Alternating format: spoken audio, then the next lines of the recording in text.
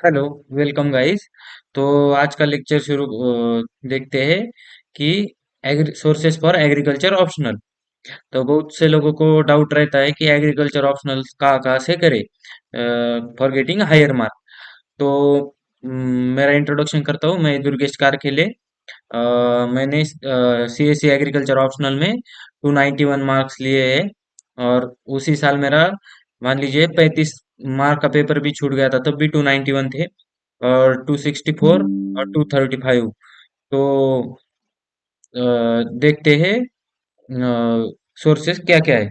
बहुत से लोगों को डाउट रहता है इसके बारे में। तो सब्जेक्ट वाइज सोर्सेज देखते हैं। तो पेपर फर्स्ट से शुरू करते हैं। तो पेपर फर्स्ट का पहला टॉपिक है इकोलॉजी।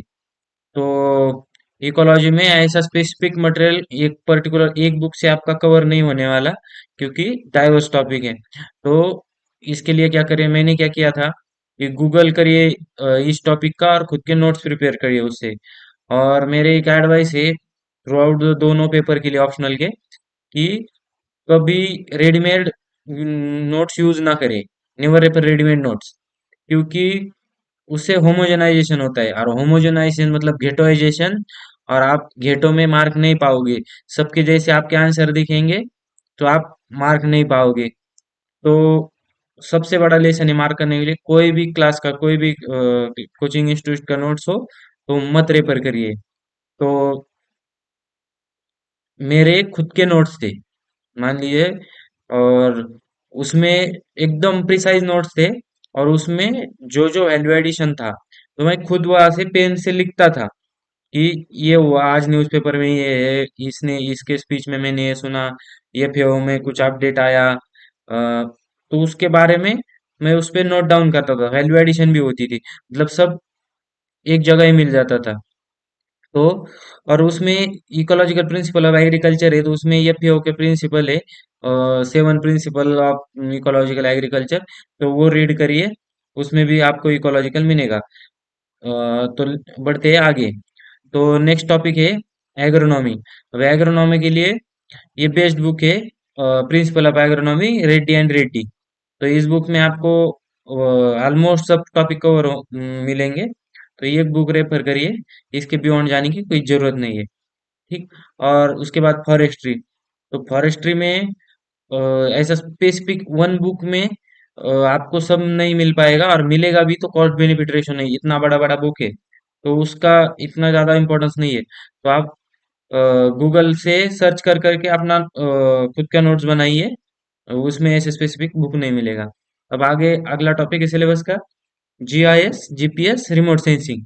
तो ये डी के दास में दिया हुआ है। तो ये remote sensing GIS crop specific होना चाहिए। मान लीजिए जीएस जीएस में भी हमें मिल जाएगा, पर वो हमें नहीं चाहिए, हमें हमारे एग्रीकल्चर स्पेसिफिक चाहिए। तो वो डी के दास में आपको मिल जाएगा। डी के दास का सॉइल साइंस का बुक है उसमें। तो अब अगला सब्जेक्ट है वीड साइंस। तो वीड साइंस आपका रेड्डी रेड्डी में कवर हो जाएगा, जो एग्रोनॉमी का मैंने बुक रेकमेंड किया उसका। उसके बाद कॉलेज नोट्स रेफर करिए, कौन सी भी यूनिवर्सिटी के गूगल से देख लीजिए और वीड साइंस के नोट्स लीजिए। और जब अ, आप नोट्स क्यों रेफर करने हैं यूनिवर्सिटी के, उसमें आपको एग्जाम्पल मिलेंगे। तो हर फैक्ट से आपका तो कोलैबोरेट विथ एग्जाम्पल होना चाहिए। तो इसके लिए नोट्स जरूरी है। कॉलेज नोट्स, मैं कोचिंग के नहीं बोल रहा हूँ, कॉलेज नोट्स बोल रहा हूँ। और जो वीड्स है, वीड के साइंटिफिक, मान लीजिए स्पेसिफिक वीड्स है, उसके साइंटिफिक नेम याद रखिए। मान लीजिए फिलरिस माइनर है, तो ट्राइडस प्रोकुम्बेंस है, पार्थेनियम हिस्टोरिफोरस है, लैंटेना कैमेरा है, साइप्रस रोटुंडस हुआ। तो आर्जेमोना मैक्सिकोना। तो ये जो वीड है ना स्पेसिफिक, इसके साइंटिफिक नेम याद रखिए, क्योंकि ये साइंटिफिक नेम आप यूज कर सकते हैं जब भी प्रॉपर टाइप का क्वेश्चन आया, जहाँ भी स्कोप हो वहाँ आप यूज कर सकते हैं। ठीक। अ, उसके बाद irrigation. Irrigation Reddy and Reddy जो एग्रोनॉमी का बुक बताया मैंने, उसमें कवर हो जाएगा। मान लीजिए ड्रेनेज है, पैटर्न ऑफ ड्रेनेज है। तो जो भी सब्जेक्ट उसमें नहीं कवर हो रहा है, तो वो कॉलेज नोट्स रेफर करिए। कॉलेज नोट से आपको वैल्यू एडिशन भी मिलेगी, पूरा सिलेबस की भी कवर हो जाएगा। और मैं जो बता रहा हूँ ये बुक्स नोट्स, ये रेफर करके खुद के नोट्स बनाने हैं, खुद के नोट तैयार रहने चाहिए। तो आपका क्या होगा, बार बार ये नोट वो नोट कॉलेज की मल्टीपल रिसोर्सेस नहीं रेफर करने पड़ेंगे।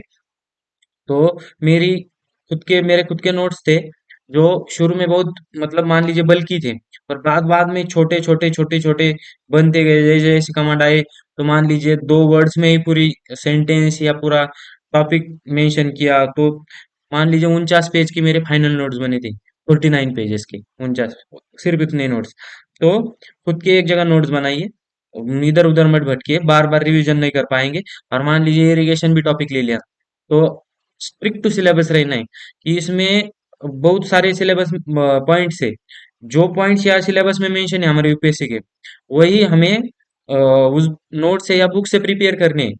तो हमें सब प्रिपरेशन नहीं करना है। तो ये भी याद रखिए, और वो कम्बरसम हो जाता है रिवीजन करते समय। आप पहला चैप्टर है, उसके बाद तीसरे चैप्टर का सेकंड हाफ है, और सातवें चैप्टर का फर्स्ट हाफ है, मतलब ऐसे आप स्टडी कर नहीं पाओगे। इसलिए एक तो फाड़ के इकट्ठा जगह करिए उसको, नहीं तो अपना नोट्स बनाइए जो भी आपको कन्वीनियंट हो। तो आगे बढ़ते सॉइल साइंस। तो सॉइल साइंस के लिए डीके दास बेस्ट बुक है, इसके बाहर जाने की जरूरत ही नहीं है। बड़ा बुक है, बल्कि है, पर सब नहीं पढ़ना है। सिलेक्टिव रीडिंग करनी है, जो जो हमें सिलेबस में पॉइंट है उसकी रीडिंग करनी है। और इसके एक याद ध्यान रखिए कि जो भी आप बड़ा रेफरेंस बुक पढ़ रहे हैं, तो ये बड़े रेफरेंस बुक में आपको फर्स्ट टाइम रीड करते समय नोट नहीं निकालने, क्योंकि आप नोट निकालने जाओगे तो बहुत बड़ा नोट हो जाएगा, आप सब कुछ लिखेंगे क्योंकि आपको कुछ पता ही नहीं है। तो बड़े बुक में ये थंब रूल याद रखिए कि थर्ड रीडिंग में आपको नोट्स निकालने हैं। पहली बार रीड करेंगे, ठीक है, थोड़े इंपॉर्टेंट वर्ड्स हाईलाइट करेंगे, सेकंड टाइम रीड करेंगे, और जब थर्ड टाइम रीड करेंगे आप, तो उस वो तब नोट्स तैयार करिए आपके खुद के। तो आपको आपकी नोट्स की साइज है ना छोटी बनेगी और क्रिस्पी रहेगी, और कीवर्ड्स ही होंगे उसमें, ज्यादा कोई जार्गन नहीं होगा। तो ठीक, आगे बढ़ते हैं। सॉइल के बाद है ड्राई लैंड एग्रीकल्चर। तो ड्राई लैंड एग्रीकल्चर के लिए रेड्डी एंड रेड्डी, जो मैंने एग्रोनॉमी का बुक बताया वो, और उसमें से सिलेक्टिव करना है। और soil and water conservation course था हमें एग्रीकल्चर में, तो उसके नोट्स कौन से भी यूनिवर्सिटी के डाउनलोड करिए, और जो हमें सिलेबस में मेंशन है उस पॉइंट पे आपकी वैल्यू एडिशन करिए, आपके नोट्स में ऐड करिए। तो उसके बाद उसमें है कि ये टॉपिक थोड़ा जनरल समझ जाता है, तो बेस्ट प्रैक्टिसेस है, तो उसकी नोट्स बनाइए। मान लीजिए ककाटिया टैंक्स है, या हिवरे बाजार का वाटरशेड मैनेजमेंट मॉडल है, राजेंद्र सिंह वाटरमैन। तो जो भी आपको बेस्ट प्रैक्टिसेस मिली है, जोहड़ है, खदान है, राजस्थान में, तो जो बेस्ट प्रैक्टिसेस है उसके सेपरेट नोट्स बनाइए।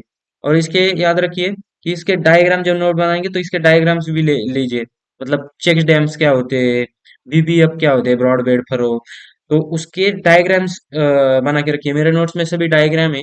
मैं कभी नोट्स दिखाऊंगा आपको कैसे बनाने में, नोट्स शेयर नहीं करूंगा, मैं दिखाऊंगा, क्योंकि अगेन आप मेरे नोट्स रेफर करेंगे तो जीरोइजेशन गेटोइजेशन होगा।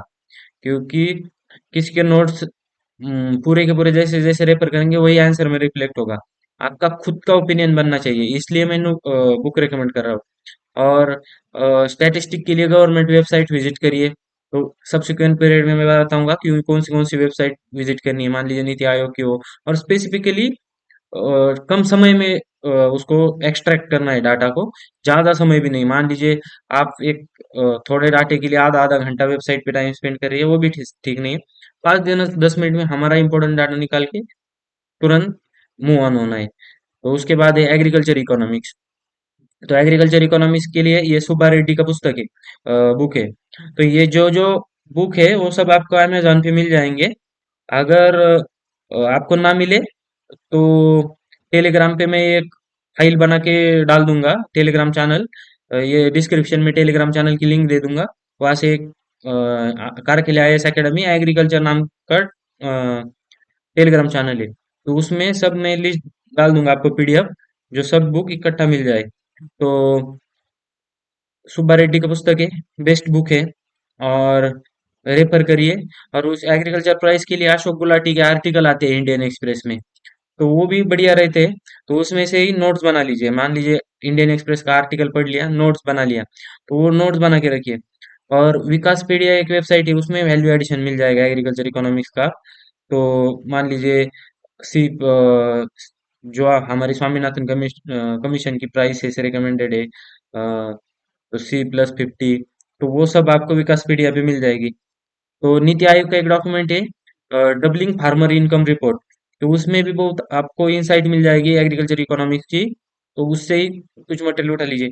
इकोनॉमिक सर्वे में एक चैप्टर होता है एग्रीकल्चर, हर साल एक एग्रीकल्चर या प्राइमरी सेक्टर बोल के एक चैप्टर होता है। तो उससे भी जो जो आप स्मार्टली पिक कर सके वो पिक कर लीजिए। और अपना आंसर वो बाकी लोगों से डिफरेंट बनाइए, क्योंकि homogenization will not going to work to getting high mark. मैंने 291 मार्क्स लिए, पर मैंने कभी ना किसी के मार्केट के नोट्स रेफर किए कोचिंग के, और ना कभी मेरे भी दोस्त सिलेक्टेड हो गए, आईएएस बन गए, और उनके भी नोट्स थे, पर मैंने कभी किसी के नोट्स नहीं रेफर किए, टेम्पटेशन अवॉइड किया। आपको भी वही करना है। आप जो जेन्युइन हो, यूपीएससी को आप जो हो वो चाहिए। आप क्या इंडिपेंडेंट थॉट करते हैं उसका इम्पोर्टेंस यूपीएससी को, ना कि आप किसी को कॉपी करेंगे। सामने वाला एग्जामिनर कॉपियों की, मैं भी टेस्ट सीरीज चेक करता हूँ, मतलब तो उसमें देखता हूँ ना, इसके बाद एक, तो समझ आता है कि बंदे ने एक ही क्लास के नोट्स रेफर किए, तो सेम आंसर सेम, मतलब क्या डिफरेंस आएगा। जिसका जेन्युइन है वो थोड़ा ज्यादा फेच करेगा मार्क। और उसके बाद एग्रीकल्चर एक्सटेंशन। अब ये वास्ट, एग्रीकल्चर एक्सटेंशन एक वास्ट है, तो इसमें एक पर्टिकुलर बुक रेफर करने से कॉस्ट बेनिफिट रेशियो नहीं है, क्योंकि बहुत बड़ा बुक बन जाएगा। तो अच्छा क्या है कि गूगल करिए, most of the syllabus Google में मिल जाएगा। और जो गूगल में नहीं मिलता है, या गूगल में शालो मिल गया, मतलब थोड़ा थोड़ा आइडिया मिल गया, मान लीजिए कम्युनिकेशन के type, group communication, personal contact communication, mass communication, आपको उसमें ज्यादा डिटेल चाहिए। मान लीजिए पैम्पलेट है, पोस्टर है, सिंपोजियम है, पोडियम, मतलब ये जो जो टाइप है, उसको आपको आप कॉलेज के नोट्स में मिल जाएंगे। तो कौन सी भी यूनिवर्सिटी, मान लीजिए तमिलनाडु एग्रीकल्चर यूनिवर्सिटी है, आचार्य रंगा यूनिवर्सिटी, कोई भी यूनिवर्सिटी के वेबसाइट पे जाइए, वहां से एक्सटेंशन के नोट डाउनलोड करिए, और जो हमारे सिलेबस में उसका है, हमें नोट्स निकालना है, तो वही प्रिंट आउट निकाल के अपने पास रखिए और खुद के एक फाइनल नोट्स में ऐड करिए।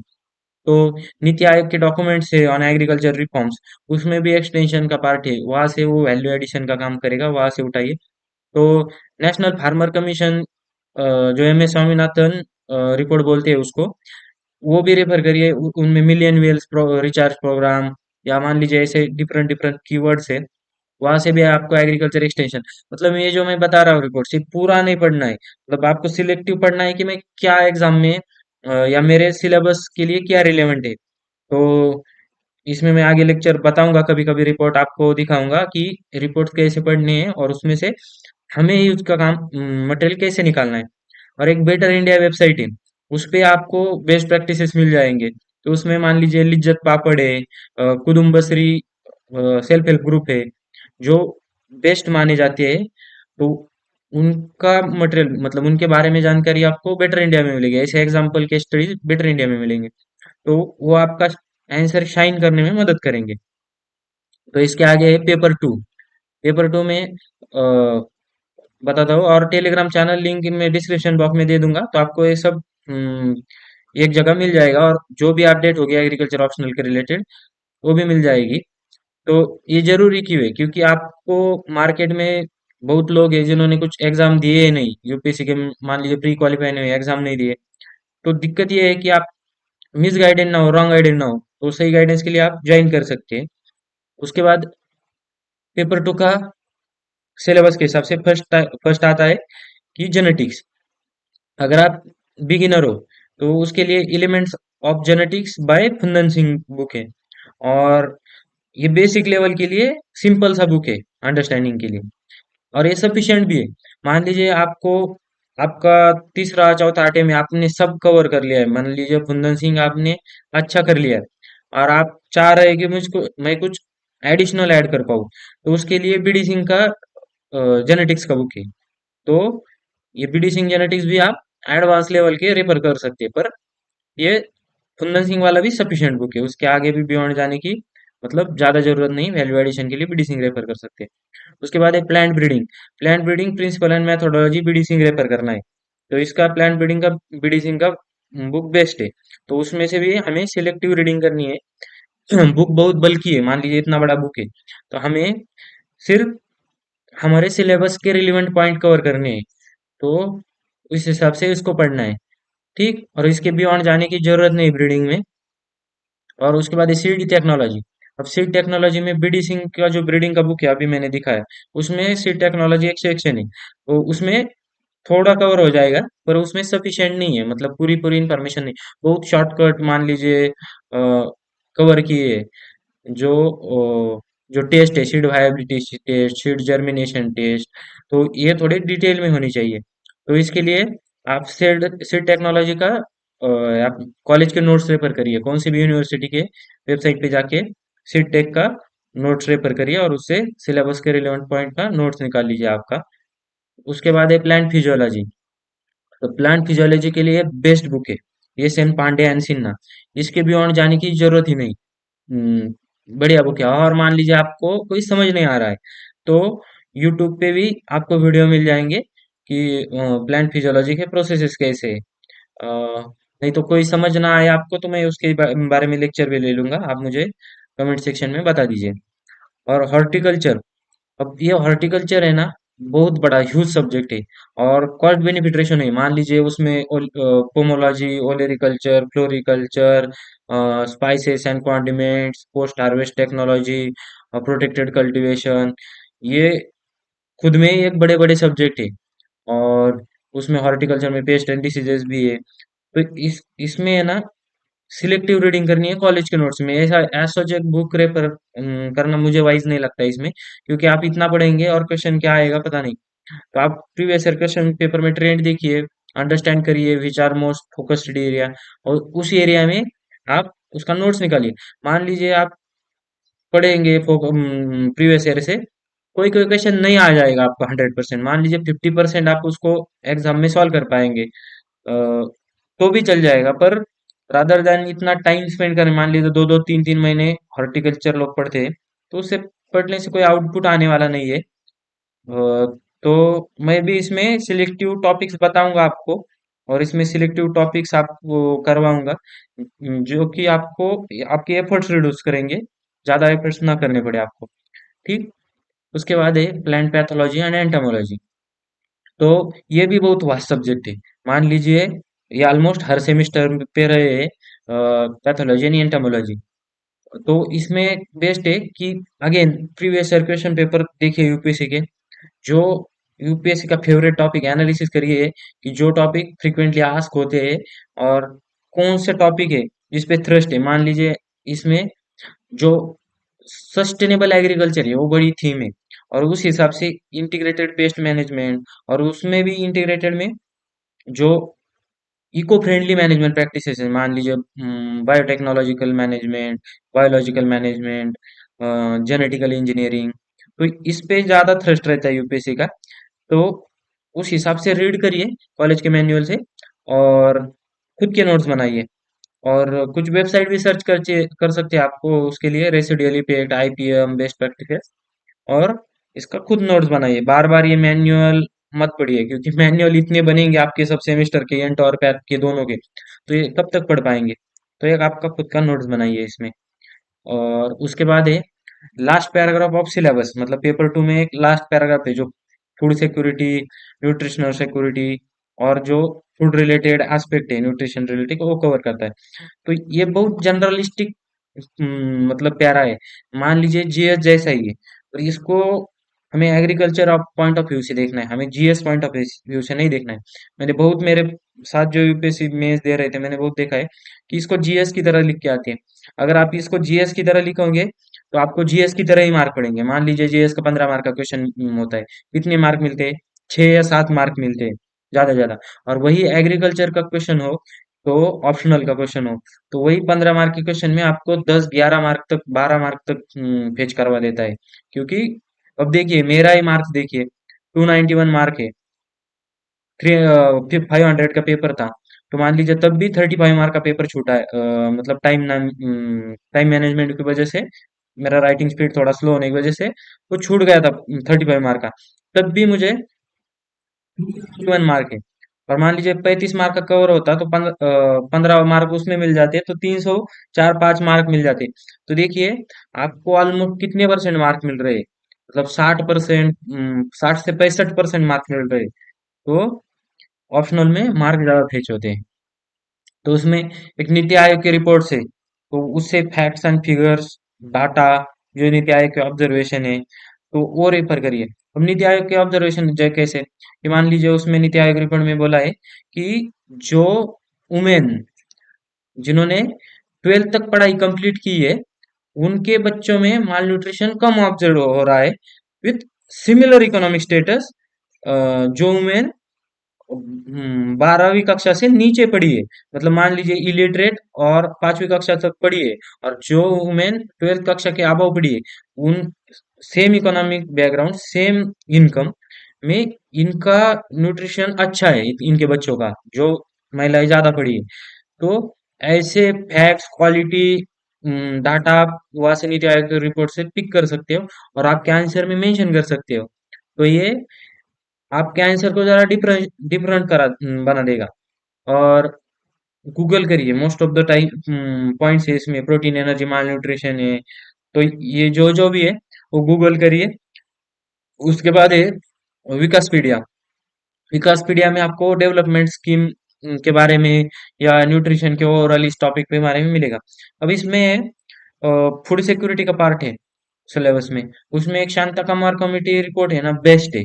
शांता कमार कमेटी का रिपोर्ट बेस्ट है, उसको रेफर करिए और उसके नोट्स निकालिए, और जहां जहां ऐड कर सकते हैं शांता कुमार कमेटी का रिपोर्ट की रेफरेंस दीजिए। उसके बाद जो एफसीआई का इशू है, जो फूड सप्लाई चेन का इशू है, मतलब मान लीजिए प्रोड्यूसर से कंज्यूमर तक पहुंचने में जो सप्लाई चेन है, इंटरमेडियरी है, जो सब चीजें हैं, उसमें सप्लाई चेन में अशोक गुलाटी के आर्टिकल इंडियन एक्सप्रेस में रहते हैं, वो आपको ज्यादा फायदेमंद रहेंगे। और उसके बाद एफओ की वेबसाइट है, फूड एंड एग्रीकल्चर ऑर्गेनाइजेशन, उसमें से भी सिलेक्टिव प्रेफर करिए। और इसकी योर खुद की नोट्स बनाइए, और उसकी खुद की नोट्स पेपर के पहले रिवीजन में काम आएगी। तो जो जो मैंने बताया सब बहुत डाइवर्स सोर्सेज बताए, मान लीजिए एक सोर्स पे मैंने बताया नहीं है। तो आपको सबके नोट बनाने हैं। और ये देखिए, आपको मेहनत करनी पड़ेगी, नोट्स बनाने पड़ेंगे। मैंने जो देखे, मतलब आलस आपको ज्यादा मार्क्स लेके देने वाला नहीं। मैंने खुद नोट्स बनाए थे, तो बाकी विषय मार्क मुझे ज्यादा मिले। कोई लोग मार्केट का रेफरेंस करते रहिए। मान लीजिए मेरे 49 पेजेस के नोट्स हैं, तो मान लीजिए पेपर 9 बजे में पेपर को अंदर मतलब एग्जाम हॉल में जाने से पहले मेरा आधा घंटे में 49 पेज रिवाइज हो जाते थे। बाद में दोपहर लंच ब्रेक के बाद दोपहर के पेपर के शिफ्ट से पहले मेरा फिर 49 पेजेस का नोट्स रेफर हो जाता था। तो ये बहुत बड़ी चीज है कि आप रिवाइज कर पाए, और आप आपके ब्रेन में करंट में रहे कि हाँ मुझे ये करना है, ये वो करना है, ये डाटा ऐड करना है। तो ये वो याद रखिए, और पॉइंट मिस ना हो जाए। मान लीजिए म्यूटेशन है, म्यूटेशन में पॉइंट मिस ना हो जाए कोई।